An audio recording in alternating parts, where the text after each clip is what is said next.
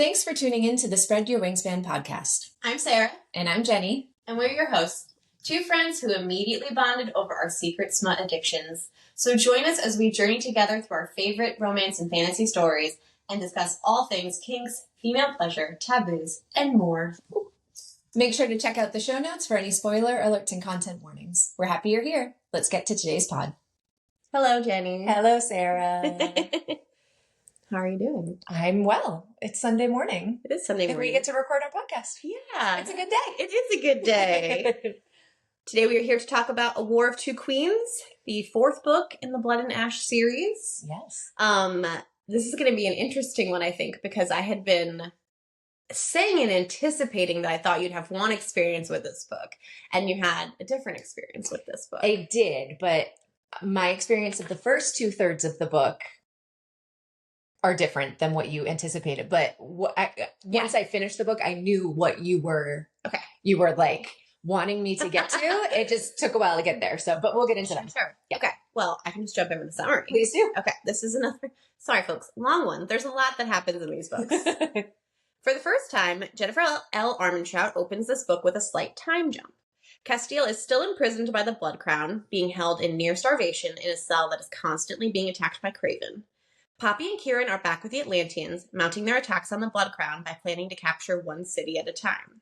Poppy is adamant about treating the mortals of Solis well, and offering the Ascended a chance to turn themselves in.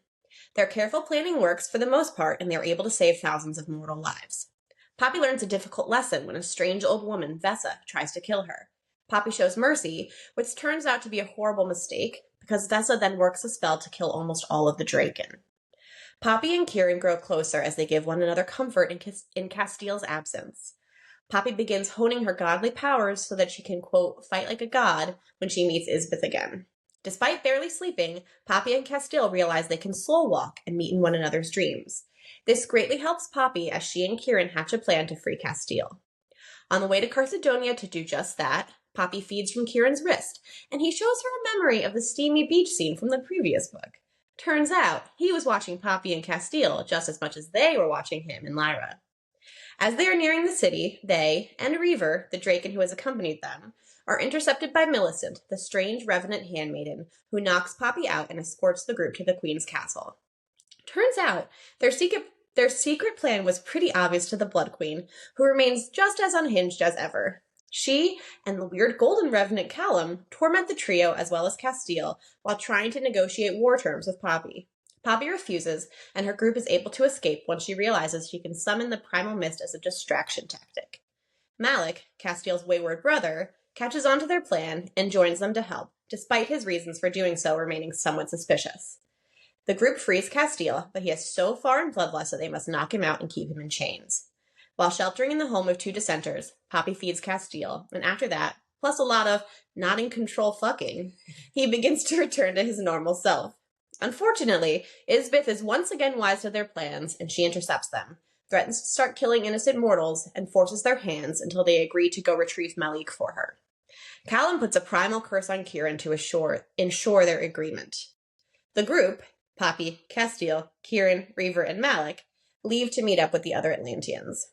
On their way to retrieve Malik, Poppy, Castile, and Kieran complete the joining in the hopes that it will save Kieran's life. They retrieve Malik, return to the Blood Crown, and expect to mount a battle against the Ascended, except turns out there's been a whole other plot going on this whole time. Isbeth shockingly stabs Malik in the heart, which is the key to awakening the true King of the Realms, Kolis, the true primal of death. Mayhem breaks out as the Dakai, Kolis' guards, attack, and Poppy calls forth the true primal of life, her grandmother, Seraphina, who helps her kill Isbeth and return the lives of the many who died in battle. Poppy was the harbinger all along, the bringer of death, the bringer of Kolis. Now that the primal has awakened, a war from long ago has reignited, and our heroes face their biggest battle yet. Dun, dun, dun. Yeah, I mean, That was as tiring. always, fabulous summary. Excellent summary. It's funny. I was sharing with Sarah that I'm reading a trilogy, not for the podcast, and it's a pretty dense fantasy world. And at the beginning of the third book, they did a very comprehensive recap. And I was so excited because I kind of lost track of things. And, like, we're reading books, I'm reading this separately. So I feel like you're giving our listeners exactly what they need with this recap. Thank you. I'm trying. It's hard. And this is not on the outline, but that's actually something that came up. I mentioned this to you with one of our listeners, a friend of mine. Hi, Carrie, who was saying she finds it difficult in fantasy novels when they kind of like over explain as they're going. They over summarize. There's kind of these like explication moments where it's like, okay, but I've been reading it, so I know what's happening. Yeah. But she was saying in Onyx Storm, and she's a big Empyrean series fan, she was like, I feel like that didn't happen enough. Because she was like, who is this person? Why do I care? Who is the traitor at the end? Why do I care? Like, there wasn't enough, hey, remember this person happening? Yeah. And I think, especially in fantasy, you have to really find that line. And it sounds like in this series, it was done really well, the one you're reading separately from this. Yeah. And I almost wonder, I'm having a thought as you're saying this. I almost wonder if it would serve the reader better to have a separate recap at the very beginning rather than trying to weave into the story like little hints. Yeah, like previously on. Yeah, yes, exactly. Yeah. Because I think there are some writers that do it well and they can just weave it in and they're just like, okay, this like recall is going to be important. This happened 3 books ago. Mm-hmm. People might not be understanding. And especially if you're binging a series, I think you could get really irritated by that. Exactly. You're like, I've been reading these back to back. Like, it hasn't been 2 years since I read the last book. Yeah. So it might work for when it's first released. Exactly. But then as time passes, it becomes less necessary. That's a really great point. And I can't think of a book I've read where that's happened. I want to say it's not the first time it's happened to me, but it's definitely not a common thing. And I can't think of any other time that it has happened. Yeah. Yeah. Readers, listeners, if you are familiar, if you're like, I know a book that did this, will you please share it with us just so we can we're curious if some authors tend to do this. Maybe it's an author thing. Could be. This is the only thing I've read by this author. So I don't know. Is it like it's straight fantasy? Straight fantasy. So maybe that's also part of it. Like it's not a thing in romantasy, but maybe it is in more high fantasy. Yeah. Yeah. This world is definitely complex. And I'm reading the Lycanius trilogy by James Islington. Which is fabulous, but it's dense. It's just, there's a lot happening. So the recap was really great. And they did like an ancient history recap, a modern history recap, and then a book 1 recap, and then a book 2 recap. Wow. So it was extensive. It was like a full chapter's worth. Really thoughtful. Yeah. Yeah. And it really helped. Cool. I was like, okay, I'm ready to get into the third act of this situation. Yeah. I mean, as in regards to the series we're talking about, I think Jennifer L. Armentrout actually does a pretty good job. She maybe leans on the over-explaining side of things, but I think it's not so bad.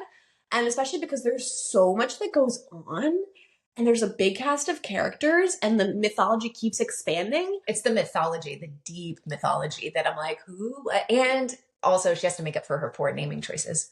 Fact. And spelling. Yeah. Once you read the prequel series, you're going to understand everything so much better because it's all about the deep mythology. Yeah. Like everything they're talking about at the end of this book is what the prequel series is about, pretty much. Cool. So you're going to be like, oh, and you're going to be like, oh. How stoked are you that like the one who shall not be named is a Sarah? Sierra. Sierra? Sierra. Seera is how it's pronounced. They say Seraphina. I figured that they would. I don't know what the disconnect between the pronunciation guide and the audiobook is. The producers did not realize there was a pronunciation guide. I don't know. Yeah, it's a real bummer because like the pronunciation guide wasn't published in the first couple books, but it was in the 3rd and 4th. So at that point you'd think like, oops, we got it wrong. Let's correct. But they've already recorded the previous books. They're not going to go ahead and change it. Yeah. No, but like they keep going with the wrong. But that's what I'm saying. If I'm listening to it, they can't all of a sudden in book 4 just start pronouncing everything differently. Yeah. True. Yeah. Because that would really bug the shit out of the listener. It's Seraphina, and it's Nyctos, not Niktos. There's small things. Yeah. But yeah, Seraphina. Yeah. But yeah, she's amazing. I cannot wait for you to read about her, but we'll get there. We'll get there, guys. Can't say I will ever want to tackle what will be a 10-book universe again for the podcast, but it has been fun. Yeah. It is interesting. Like, we love reading epic universes. It's just, it's a lot of, I'm finding it's a lot that I have to hold in my head to remember to talk about. Yeah. Which is fun. Yeah. But it's also, these are more taxing episodes than previous. They're stinks, yeah, for sure. A little more work involved. And it's definitely an unequal balance in that regard because I've read these before, so it's a lot easier for me to recall all this stuff. Yeah. Okay. Themes. Consent, especially verbal consent. This comes up in one particular scene in a way that I really love. The quote, "You need to learn when not to be kind." The capacity for harming others exists even in those with good intentions. And the question, how does a person get turned into a monster? Oh, I like how you wrote that, because does a person get turned into a monster? That's like a very outside of them mechanism. Yeah. Or do they choose to become a monster? Isbeth would say she was turned into a monster. Poppy would say she chose to become one. Yeah. And I think there's the rub, right? Mm-hmm. Yeah, how much of, especially again, my question of, and I'm really glad this comes up in this series because it really bothers me when we have immortal or near immortal beings. Yeah. And there's no, hey, at some point things might really go south. Yeah. Like the question of, if we live that long, is it possible to hold on to morality? I mean, vampire books ask this question, but fairy books never do. Almost never, in my experience. Like vampire books often ask this question. Right. Because vampires usually are not good. Yeah. Right. And it's usually and they usually try to be. And then decades pass and they're like, yeah, fuck it. Yeah. And by their very nature, they have to prey upon others to survive. They become, predators. Correct. Thank you. Right where I was looking for. And so my question, like, Asriel and Razan, and like, I love those guys, but it's like, if you're 500 years old, how are you still, at what point is your moral grayness going to become moral blackness? Yeah. I don't think it would swing in the other direction. I don't think it could become like moral lightness, necessarily. Who knows? But I like that, there's a hint dropped here of like, oh, well, you'd go crazy by that point, Poppy. In terms of like how long it would take her to become powerful enough to remake the realms. Yeah. And she's like, record scratch, what? No.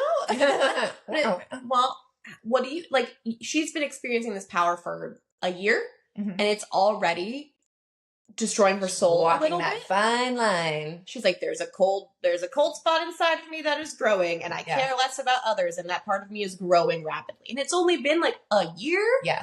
Multiply that times 1,000. Right? Wild. And again, this comes up in the prequel series. Makes sense. So, anyways, I just think that's a really exciting thing to think about. Yeah. Okay. Your reaction, Jenny. My reaction. Okay, so Sarah has been hyping up for the first 3 books. Just wait till you get to book 4. Just wait till you get to book 4. Just wait till you get to book 4. And so, of course, I anticipated that the joining would happen just based on like the content of the first 3 books. And that does happen towards the end.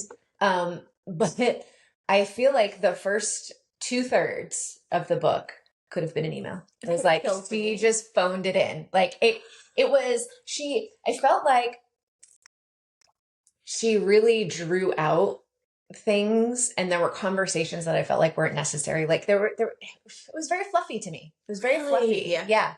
And again, we're doing a fast read. We're binging this. Mm-hmm. Maybe I'm getting a little sick of them. I don't know. That's what I was worried about. That was what I was worried about. Or I felt like there was so much more. Like the pacing between the books is so different that it's like she really built up this anticipation that there would be a lot of action happening always. Because of the way book 2 in the beginning of book 3 were. And it's like she set up all this great stuff, but I don't know. I just found them to be a little whiny, and like I don't know. I just found them kind of whiny. I don't know. They just bugged me. They bugged me. It was slow. But by the time, and also like the banter.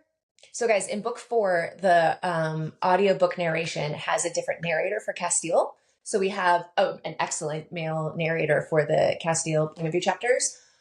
The dialogue between him and Isbeth, I was just like, guys, shut up. Like, I don't, I just don't need to do it. Like, before she, like, cut off his finger to send the ring, I was like, oh. Interesting. I wonder, again, like, I kind of wonder if this series actually might not be the best to consume in audiobook form. Based on a few things you told me about the audiobook and the way that I listened to it, I was kind of like, oh, I don't really like how they're doing this. And I have a really different experience reading it visually. So I just wonder about that. I'm never going to read it visually. So. No, I know. But I'm wondering if that's part of what's the problem. No. In addition to the fact that we're binging I think reading this, I would still be annoyed. Okay. Just the way, I don't want to say this. Like, I don't want to keep comparing everything to ACOTAR, but I just feel like that's the thing that a lot of us know. The banter is good, and I think it's varied. Yeah. In Onyx Storm, the banter is good. Or like the Empyrean series. I think the banter is good, and it is varied. Mm-hmm. I feel like at this point, she's gotten a little lazy with her dialogue. Yeah, I mean, I think as we've talked about, the dialogue is kind of the part that bothers me the most about this series. Just because it is so modern and idiomatic. Mm-hmm. And so I hear you on that, but my experience reading this, any scene I have with Isbeth, like I am filled with like rage. Like I find it very effective in terms of being like, oh my God, I hate this woman. Like she's very will you guys please kill her? Same thing with Cal. It's true. I keep thinking that. Will you guys just please fucking kill her already? And she's like the evil like stepmother. Yeah. Yeah, so she's the real mother. Yeah, I know, but that kind of like, oh, she's just awful. And so, and then she keeps like ramping it up in terms of being like, oh my God, fuck you. And so that's kind of what I'm focusing on more in those scenes is like how successfully she's eliciting those emotions in me. I feel the same whenever there's a douchebag guy in Atlantia who's like some part of governments, but way below the king and queen, who is disrespecting Poppy and being like, well, and she has to like, explain herself. Everyone else is like, excuse me, you didn't even say your majesty or your highness. Like, fuck you. Didn't that happen right after she came back when like they didn't tell her that like Isbeth had like been married to Malik or whatever? Yeah. And like she came back and everything had gone wrong, and then like that dude was like, she's like Lord Gregory or whatever, I think, and that was a great scene. Fuck you. Yeah, that was really so I think that's all really effective, and that does happen through dialogue, right? So, but I hear you. I think what I really love about this book, which happens in the first 2/3, is that it's all about Poppy actually completing this self-actualization that her arc has been leading to, in terms of she's the queen, she's a primal god, she's the leader, she's in charge, and not even Castile is there for her to lead on. So it's really about this, like, her making the political decisions, her thinking things through, her plotting, and she's still young, and you just see how changed she is from the first book. And you need, in my opinion, you need the first 2/3 of this book to really demonstrate that. Otherwise, it would be so cheaply earned, I feel like, to be like, suddenly she's in charge and she has no problem being a leader and she knows how to wield her powers. I hate when a person gets powered up too quickly. Yeah. And I feel like it has to take time. Yeah. Which I at no point reading this book experienced it as slow. So I was really shocked when I heard you say that. Maybe this is just my valley of the series. It could be. It could be. And I wonder how you'll feel about the next book, because it definitely is like, it slows way down because it's the retelling of book 1 from Castile's point of view. There's interspersed things happening in the present. Yeah. But 90% of the book is just book 1 again, but it's meant to be read as book 5 though. It's not meant to be read like tandem to. Correct, because stuff is happening in the present moment. But he's like flashing back a bunch. Yeah. Interesting. For a reason, like there's like a plot device where that has to happen. Well, that sounds fun. That sounds different. I think you might like be like, oh, it's a little like sip of a pina colada break kind of vibe. But I also kind of forget a lot of the details of book 1 at this point. Yeah, so I think that's part of the reason she did it. I also think she was like low-key treading water a little bit and wanted to make some money in an easy way. And good for you. Get that bag, Jennifer. Okay. So we'll see. And then, because after that, we're going to the prequel series, which is complete. It's only 4 books. And then remind me, but the book 6 that's coming out in June of this series is going to be the end? I thought it was. Oh, but maybe not. Then some stuff on Reddit is making me question if, I'm not sure if she's splitting the ending into 2 books. No.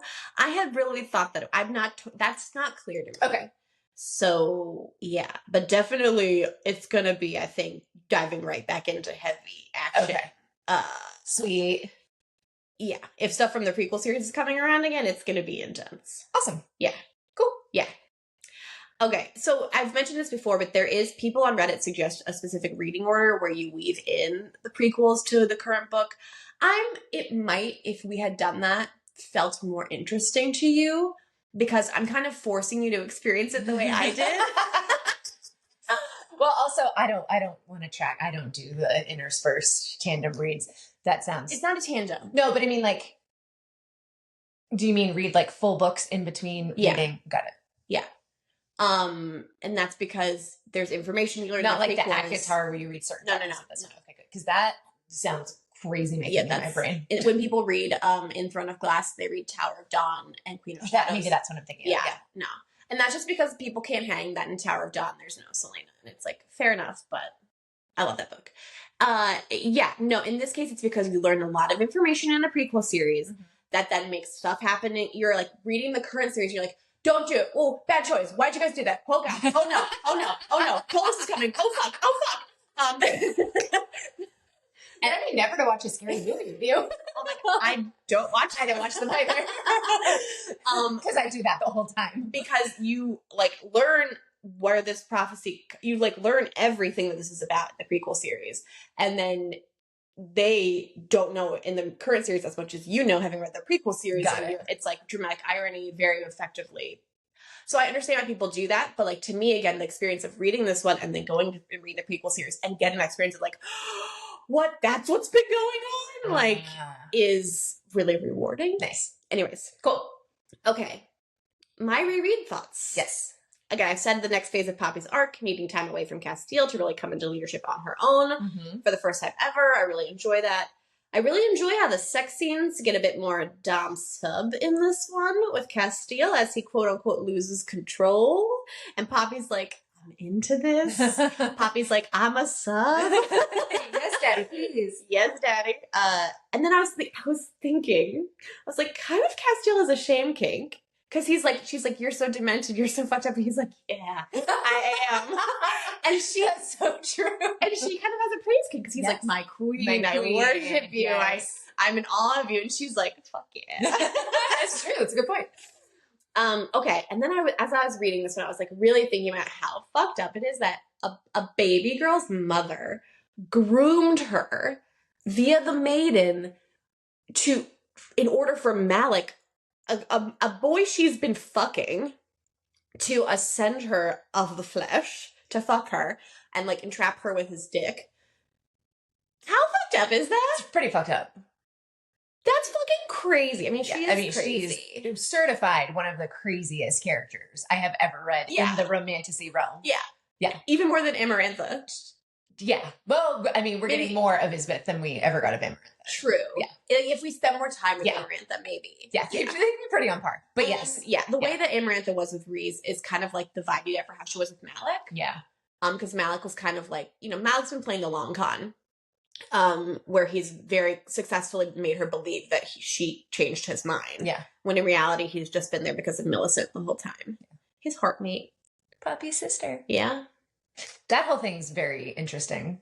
The sister of it all. Yeah. Yeah. I mean, clearly the prophecy is about both of them. Mm-hmm. So I feel very... I mean, it was very foreshadowed, that prophecy, the first and second daughter. Yeah.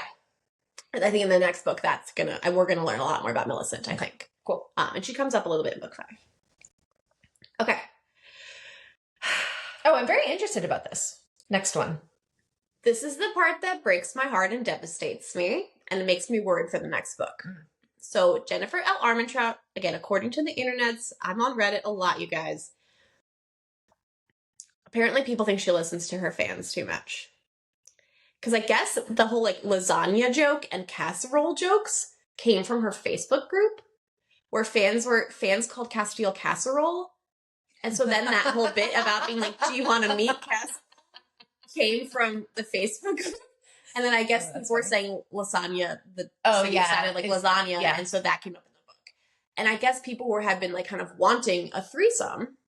Yeah. But then it happened. And then so many fans were like, this is cheating. They are heartmates. I don't want this. I don't want Kieran. Some people feel like poor Kieran. He's this like third wheel because they're heartmates and he's not. I have something I want to say about that, but it comes up in the prequel series. So like, I don't want to spoil anything, but in the prequel series, it is implied that there could be more than one heartmate. Okay. And so. Well, very clearly, Kieran and Castile are bonded way beyond a normal Wolven Atlantean bond. Yes. Way beyond. Like they are in love. Mm-hmm. In whether it would be defined in the same way that in our universe, two men fall in love. I don't know. I haven't quite determined how that's landing for me because it does feel a little different. Like they are dedicated to each other. Yeah. Do I think that there was a sexual thing before this? I don't know. Like, I would more in the next okay, cool. Like, I would believe either way, and if so, I would think. Can I just spoil that part? It's not like a sure spoiler. So they've had many threesomes before, but never just the two of them. I don't believe so. See, because that's what I was wondering. Like, like there's, kind of like Misadventures of a Curvy Girl. The two men, I forget the men's names now, but they only ever want a woman together. Yes. Like, yes, they do. They tried. They say that they tried just the two of them, and they like sexually it was enjoyable, but not like romantically. Yeah, they want a third to complete them, and so I just feel like this is the purest throuple vibe I've ever gotten. Yes, in fantasy, and I love it. I think she's written it beautifully, and I am going to be damn pissed if the fans ruin it. Me too. Yes, me too. Because I fucking love this about this series. It's so beautiful. I love how she's written it. Again, the first 2/3 are Kieran and Poppy kind of falling in love. Yeah. And I love that. And like, it's so, Castile and her were enemies to lovers, and her and Kieran are kind of friends to lovers. And the way that he loves her and the descriptions of like, he just kind of put her hair behind her ear. Yeah. Or like, the way he's always like pulling on the end of her braid. Yeah, he's kind of constantly touching her, and he's like so protective of her. And her friend Tawny, who comes back, is like, "Why do I feel like this guy is acting like your husband?" And Poppy's like, "Shrug, I don't know. He's my dedicated woman." And walk out of the room. That was like very in my mind. I got from Family Guy Peter, just like. Yeah. I was thinking Nick from New Girl, but yes, that's Poppy's vibe. She's like, avoid this conversation because I don't know and I don't understand. I do the phone ringing. Better get that. But it feels good. Mm-hmm. And Reaver is like, your Wolven comes, and she's like, he's not my Wolven, and he's like, okay, bitch. Yeah. Pay attention to that. And everyone thinks they're already joined. Like that, so there already is this like the three of them, this momentum, this energy, this love. Mm-hmm. So I saw a really good post. A friend of mine is poly, and she posted a meme about social monogamy versus organic monogamy. Okay. And I was like, it really helped put context on this. So social monogamy is what most of us are. And it's kind of like false monogamy, honestly, which is like, I'm still attracted to other people, but I'm loyal to my partner. Mm-hmm. Organic monogamy is when I'm with my partner, I don't feel attracted to anybody else. Okay. And that's, I think, extremely rare. Yeah. I can't think of a single instance in my life of anybody I know who has that. Yeah. Right? Mm-hmm. So we kind of cling to social monogamy as a construct. Yeah. Because it's a society we live in. That's fine. I'm in a monogamous relationship. Same. Yeah. Beautiful. Love it. But I also recognize when people talk about polyamory being kind of more natural, I'm like, I agree. Yeah. You know, I opt into and choose social monogamy, but I don't think that's natural. Same. So I feel like a lot of people reading this, a lot of people who read romantasy who are so obsessed with the idea of fated mates, which by the way is not the same as a heart mate. I want to point this out. They're not fated mates. They are basically like soulmates. It's kind of different vibe, I think, of like, maybe they wouldn't have found one another is I guess my point. But once they found one another, it's like, oh, you're my person. Got it. Versus fated mates, I feel like it's like you're inevitably thrown together at some point. A Lucian and Elaine situation of like, here's course collision, you're mates. Like, and people are so obsessed with the idea of mates and the idea of it's monogamous, this monogamous mates. And I love the idea of like, maybe not. Yeah.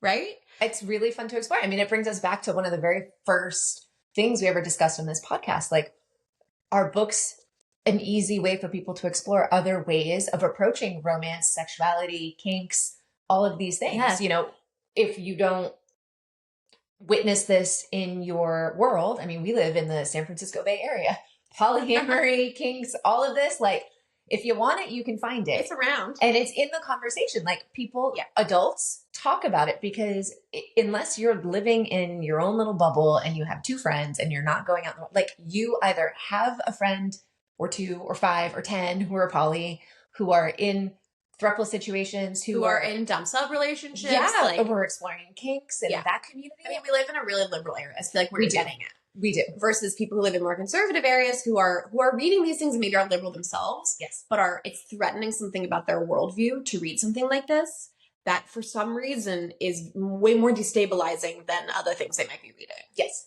And I'm really curious about that. And again, I really hope Jennifer doesn't concede to that fear and walk this back, because that would really upset me, because I think it's just like so beautiful in this book. It's so lovely. And all of the characters are on board. Like, everybody is like, yeah, good for you guys. And, like, they themselves are like, good for us. Like, and it's cute the way that Poppy doesn't fully realize how much Kieran loves her, and Castile, and the moments between Castile and Kieran. Oh, when they reunite after he comes back. And he's like, yeah, I bet you did enjoy her drinking your blood. And Kieran's like, yeah. And Poppy's like, it was so nice of him to let me drink his blood. Like, He's it was so sweet. He didn't have to do that for me. And Castile's like, Kieran enjoyed it. Like, Kieran loves you and probably wants to fuck you. Like, and he's not threatened by that. Yeah. Because there's a Throuple vibe. Like, it's not emotional cheating if the character who's quote unquote being cheated on doesn't think that they've been cheated on, you guys. Yeah. So if the character doesn't feel that way, we as readers shouldn't feel that way. Yeah. So I'm kind of like shocked, and I'm like, is it because we're older? Gasp. We're still young, but like, is it because we're like on the older end of the romantasy reader spectrum? Maybe. We're not 18. You know, if I was reading this like a la when I was reading Twilight, I would have been upset with Kieran. Because if like Jacob, Edward, and Bella had been a couple, and she had like, and she had quote unquote emotionally cheated on Edward, I would have been like, why did you do this? Different look, but fair. Yes. But I actually wonder if in this context, if you would have, because I did not know you at 18. We met. I would have been a lot more upset by anything I perceived as disloyalty. Yeah. I mean, I was a lot more, my trauma was like so much more present back then. So the idea of one person being super devoted to you was like the most appealing thing to me. Like, I wanted more than anything for like a boy specifically to fall deeply in love with me and like save me from my terrible life. See, all I ever wanted was a reverse harem. All I ever wanted. Yeah, if we had been friends, if we'd known, you may have opened my mind. But no, I was so it makes sense though. Like when you're still emerging your identity and what you want out of life and who you are and like how you want to be interacting in relationship with lovers. It was like there is a possession. The patriarchy was strong. Yeah. There's also, we're very possessive when we're younger. Yes. Yeah. I think as a rule, like we are very possessive of our one. I was like that with my best friends too. Like if I felt like somebody was becoming best friends as my best friend, I was like, my life is ruined. Yeah. Like I need that person to only love me. Yeah. It was very unhealthy, you guys. I had to go to a lot of therapy. But also I do think it's a natural part of growing up as well. Like there's a process that we all go through. Yeah. But I am sure you probably experienced like I did in the possessiveness. Like we were just working through other things through unhealthy those relationships. Yes. So yeah, again, that's all to say, like I feel like a lot of secure attachment is portrayed in the series. Agreed. That's a good point. Great. Yeah. Like they are very securely attached to one another.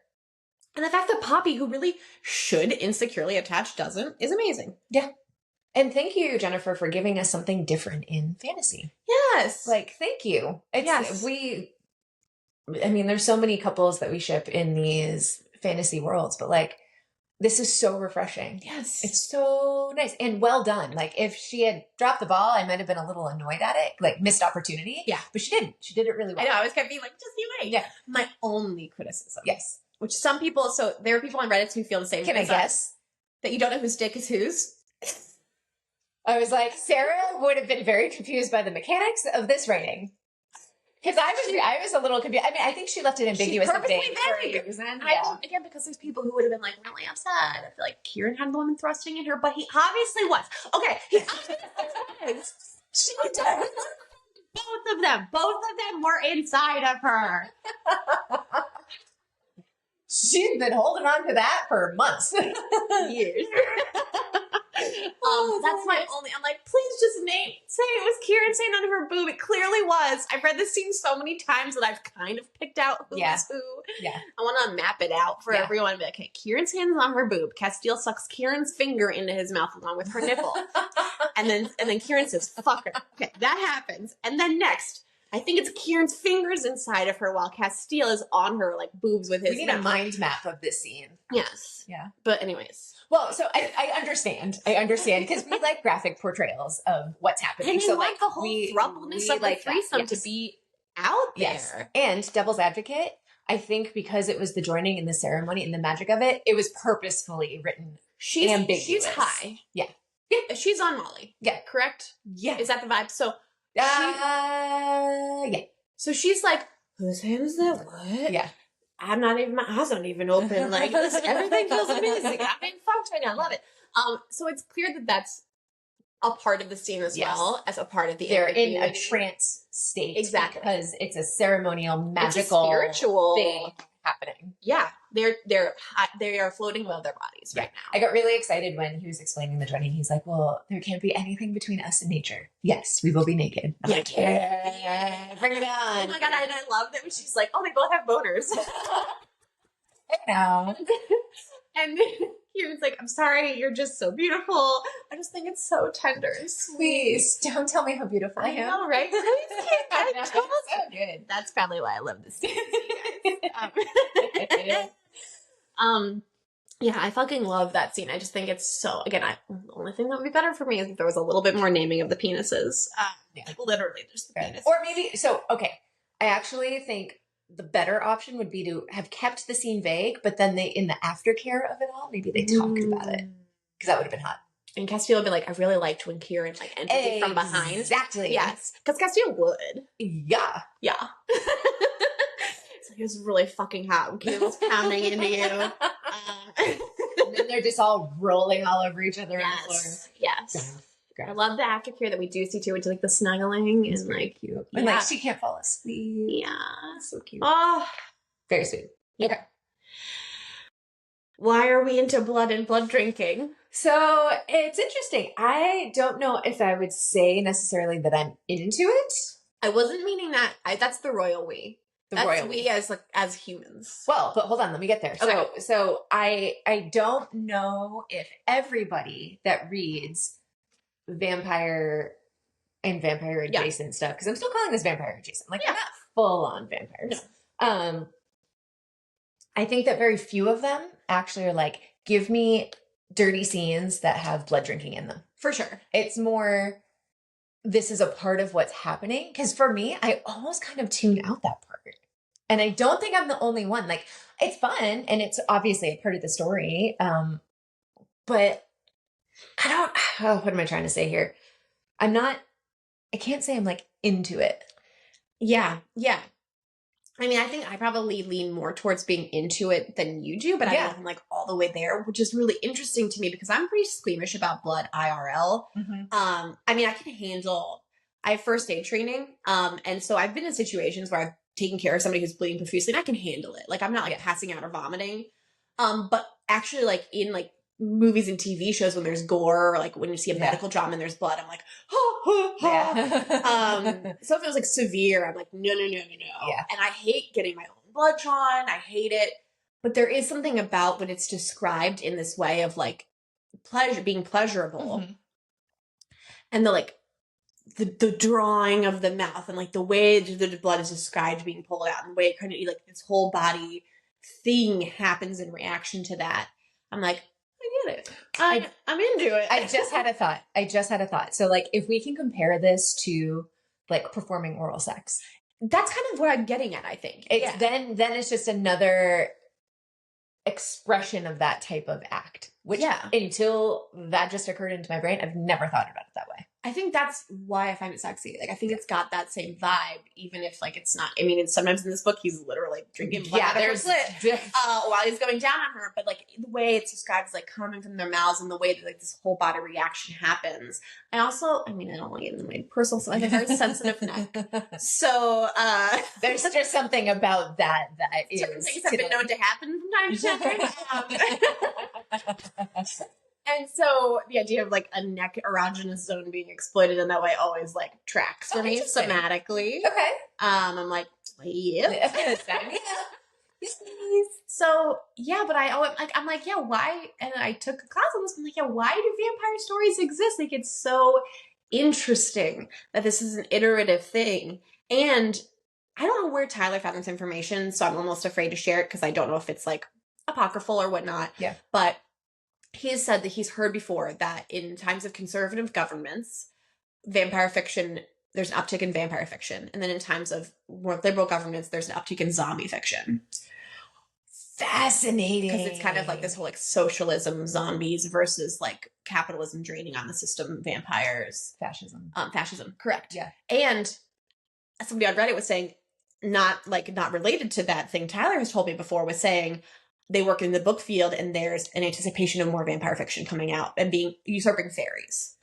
Fascinating. And I was like, well, that would make sense given our fascist dictators that we're currently living under. Yeah. Or nearly. Yeah. Interesting. Which makes me think of, what was that zombie show that everybody was super into? The Walking Dead. Yeah. Which was kind of more like Obama era. Yeah. Yeah. Interesting. Yeah. Cool. I had a thought. Mm-hmm. I think that for like what probably when you go back and study vampire literature, like you did in your class, and the themes that you keep bringing up, I think for a lot of people, it's not so much the blood drinking, it's the power dynamic. The blood drinking is just the expression Dom of sub it. vibes. Yeah. Yeah. Which again, you guys know that I'm into. Or, you know, like when we talk about women who seek out, you know, rape scenes or like, right. Or like that, harder. That comes up a lot in vampire scenes. fiction. Like, yeah. Yeah. So it may be not same, but it might be a working out of a power dynamic more so than the actual literal blood. And maybe that's what I enjoy about it is like there's an exchange. There's the symbolism. It's the symbolism, not the physicality. Cut open my arm and drink my blood. Yeah. Yeah. Yeah. There has to be some sort of I have found some kind of pathway to find the physical aspect interesting and enjoyable. Yeah. Because of the way I guess my brain gets synthesized. But there's like four layers even. There's like the social dynamic. There's the symbolism. There's the physicality. And then there's honestly the gore. If people are really into gore. Some people are. They would be into this. Maybe not necessarily in real life, but in being able to read fantasy or being able to watch it or whatever. I mean, because that's almost like the dark romance thing, right? Is it seems very gory to me, which is why I've kind of I've not really dove into it. I will get back to Butcher and Blackbird. Yeah, and like the Haunting Adeline, I think, yeah. Almost want you to read that so you can report back to me because I'm so curious. Yeah. Yeah. And apparently there's the dub con, dubious consent. And or just straight up assault that happens, but he's still the main male character / romance hero. And I'm like, how does that work out? I don't want to read that, but I really want you to read it and tell me about it. I will. Eventually. Yeah. Eventually. Okay. Anything else we want to say? I mean, we could definitely keep talking about the Throuple of it all more, but I don't know if there's more to say. I think I've said all I've had to say about the Throuple. Just please don't stop. Don't walk it back. Jennifer, don't walk it back. Don't walk it back. You'd be very disappointed. So upset. Like I'm going to be the most nervous for that with the next book, I think. Yeah. June. Okay. Spice rating. So I would give this one a pretty spicy pepper because we had 2 peppers in one lady. So that's even like not, I think we've read other threesome scenes where it's like way more explicit. Actually, there's like a person in the front and a person in the back. But I'm more just thinking like throughout the course of the series. Yes. Just like, for sure. This one, I think in a way got a little more spicier. I mean, I definitely, as I said, the scenes with Poppy and Castile when they were reunited and I told you I think they're like about to fuck for 3 chapters. Yeah. I was like, oh yes. And pretty much that's correct. Yeah. Right? Yeah. And the way that those sex scenes are described with him like really like manhandling her and her being very much submissive to his dominance and like I think it goes up a notch there too, even in terms of the just like one-on-one sex scenes. Yeah. So out of 10 peppers, is that no, right? it's 5. 5? Give this 3.5. I was gonna say the same. Yeah. Okay.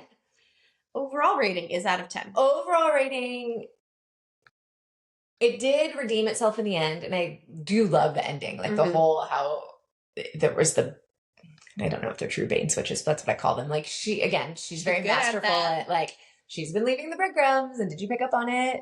Were you seeing things as they truly are? I give this a 7.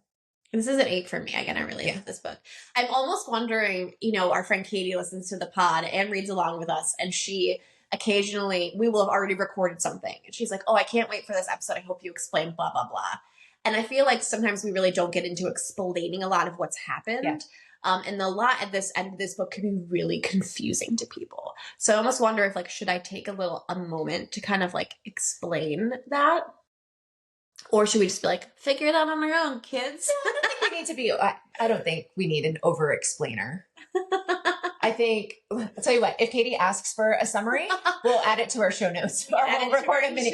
Well, If Katie, when you get to this, if you ask for an explainer, Sarah will record a 10-minute mini episode. Right at the end. Just like the end of all the books. I'm like, okay, the end of book 1, the end of book 2. Or maybe you just, I think this summary. The summary, yeah. Hopefully captured it well enough. You did. Again, I think it's very confusing to people, especially like if you've only read the series and you haven't read the prequel series yet. If you're following along like us, you're like, who the fuck is Colas?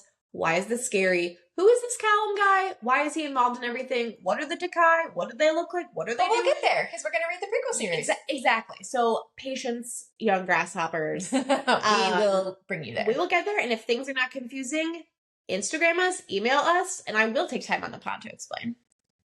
Or record some Instagram reels. Or that's a great idea. I totally shut you down. No, that's a good idea. Like being bonus. like, who is this person? Why do they matter? Bonus. Well, yes. bonus. Yeah, if I have time. Okay. And we are reading book 5 next. Yes, we are reading book 5 next. And then we're going to take a quick detour and read Quicksilver by, can't remember her name. Nope, I don't know that. We're so focused on JLA right now. So we're going to read book 5 of the Blood and Ash series. Can't remember the title. Then we're going to take a quick detour, read Quicksilver, because we just like interspersing things. We need to give Jenny a little break. Yeah. I could keep going full steam ahead, but let's give Jenny a little break. Because I want her to be refreshed and excited to dive into the prequel series. And if you feel like you need another book in there too, we can buffer a few I think books. we have a short list. I don't know. Yeah. We have the Door Hinge book. Yes. The doorknob. Well, it's funny. I also wonder if the doorknob was so like 2 years ago, if we should find this year's doorknob. If anybody has a recommendation, if you know what we're talking about, the book about the sentient doorknob. I don't know if it's sentient because we haven't read it. I think it is. But like, I think she's not just fucking a doorknob. She's not just fucking a doorknob. The doorknob is like alive. Anyway, we'll get there. Maybe we do have to read it because this just does not compute in my brain. But anyway, this was so buzzy. Like, hey, who's read the doorknob book? Like, if you guys know what the current quote unquote doorknob book is, please tell us. Yeah, because we'd love to catch it like as it's fresh. If there's a strange or odd or kind of out of left field, I'll do some sleuthing too. Yeah, yeah, we might want to throw one of those in there as a little just a bit of candy, especially because Quicksilver is also like quite a tome. And there's a lot of mythology. Like there is a lot. It's very equivalent to what we're reading right now. So I don't know if it would feel like as much of a break. Well, then maybe we'll have to rediscuss. I don't know. We will. Okay. Yeah. TBD. We will let you know. But the prequel series is a coming, you guys. Woohoo! Next time you hear us, we will be talking about book 5. I think it's called Soul of Blood and Ash. Something like that. I'm losing track. Castiel's point of view book, in which we see Kieran fucking someone and being like, you want to join me. Nice. Okay. All right, guys. Thanks for tuning in. See you next time. Bye-bye. Thanks for listening to this episode of the Spread Your Wings fan podcast. We would love to hear what you think about our topics today. Be sure to connect with us on Instagram and subscribe to our YouTube channel. You can find us on both with the handle @SpreadYourWingsFan, and all the links and more fun stuff are found on our website, spreadyourwingsfan.com. And if you have a book or author you want us to check out, send us an email at hello@spreadyourwingsfan.com to tell us. We hope you tune into the next episode.